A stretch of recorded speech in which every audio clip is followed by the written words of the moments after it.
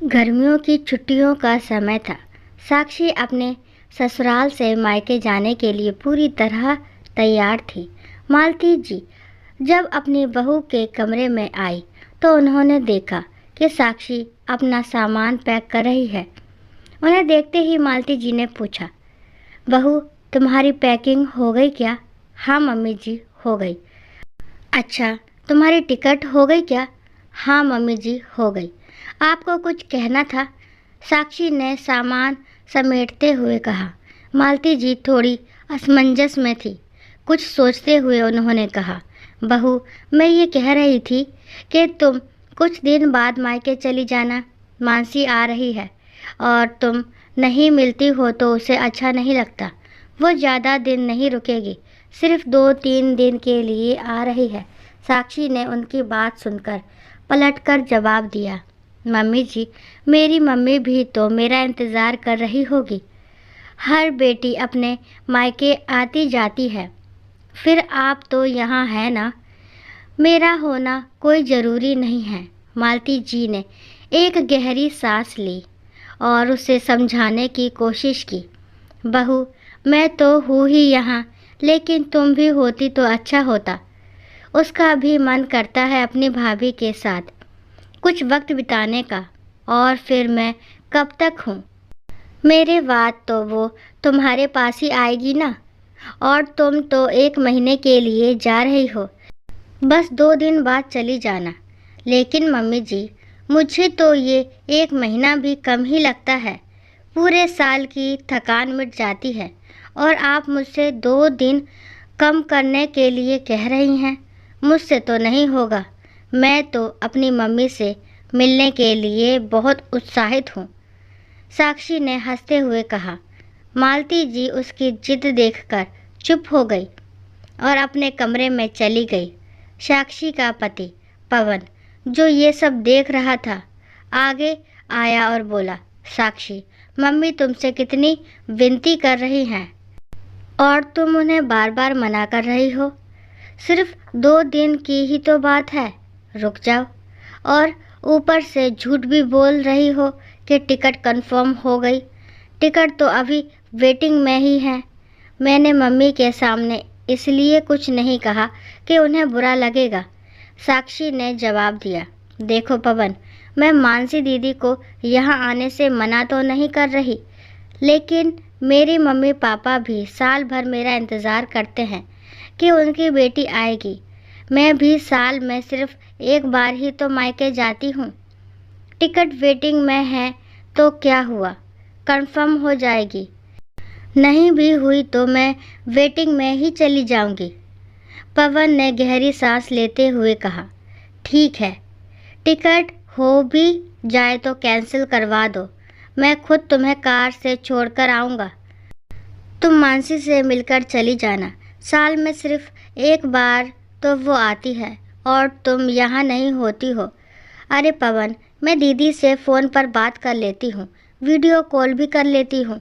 मिलना इतना ज़रूरी भी नहीं। अगर दीदी को मुझसे मिलने की इच्छा होती तो वो साल के बीच में भी आ सकती थी। छुट्टियों का ही क्यों वेट करती हैं? पवन समझ गया कि अब साक्षी को मनाना मुश्किल है। उसने और बहस नहीं की और वहाँ से चला गया। साक्षी अपनी जिद पर अड़ी रही और मायके चली गई। वहाँ पहुंचकर उसने देखा कि भाभी मायके गई हुई थी और बड़ी बहन किसी ज़रूरी काम की वजह से इस बार नहीं आ पाई थी। साक्षी ने माँ से पूछा, मम्मी दीदी का तो समझ में आता है कि उन्हें अर्जेंट काम आ गया, लेकिन भाभी क्यों चली गई? उन्हें तो पता था कि मैं आ रही हूँ। माँ ने हंसकर कहा, अरे तू क्यों नाराज़ हो रही है? मैं तो हूँ ना यहाँ। तू मुझसे मिलने आई है या अपनी भाभी से? साक्षी ने थोड़ा नाराज़ होकर कहा, मम्मी आप भी कुछ भी बोलती हो। मिलने तो मैं सबसे आई हूँ, भाभी भी होती तो अच्छा ही लगता। माँ मुस्कुराई और बोली, बेटा भाभी भी साल भर मायके जाने का इंतज़ार करती है। जैसे ही छुट्टियाँ पड़ी वो चली गई। इसमें गलत भी क्या है? साक्षी ने नाराज़ होकर जवाब दिया। मम्मी कुछ गलत नहीं है, लेकिन टाइम ऐसा एडजस्ट करना चाहिए कि ननद और भाभी मिल सके। आखिर ननद भी परिवार की सदस्य होती है। माँ के बाद मायका भाभी से ही तो होता है। अगर ननद और भाभी में बॉन्डिंग नहीं होगी तो बाद में ननद किसके पास जाएगी? माँ ने उसकी बातें सुनकर कहा, अरे वाह, मेरी बेटी तो बड़ी समझदारी की बातें करने लगी है। अच्छा बता, तू तेरी ननद से मिलकर आ गई क्या? साक्षी एकदम चुप हो गई। माँ ने उसकी चुप्पी देखकर फिर पूछा, क्या हुआ? इस बार तेरी ननद आई नहीं या तेरे जाने के बाद आएगी? साक्षी ने हकलाते हुए कहा, वो मम्मी, दीदी तो आज आ गई होगी। माँ चौंकी, आज आ गई होगी मतलब?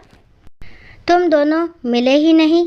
वाह बेटा, सारी एडवाइस दूसरों को और खुद पर कोई अमल नहीं। जब खुद नहीं कर सकती तो अपनी भाभी से क्या उम्मीद करती हो? साक्षी कुछ कहती इससे पहले ही माँ ने कहा, बेटा, मुफ्त की सलाह देना आसान होता है, लेकिन उसे अपनाना मुश्किल। दूसरों में कमियां निकालने से पहले अपनी गलतियां सुधारनी चाहिए। मैं तो बेवजह खुश हो रही थी कि मेरी बेटी समझदार है, लेकिन ये तो खुद वही कर रही है जो उसे अपनी भाभी से नहीं चाहिए था। साक्षी को अपनी गलती का एहसास हुआ।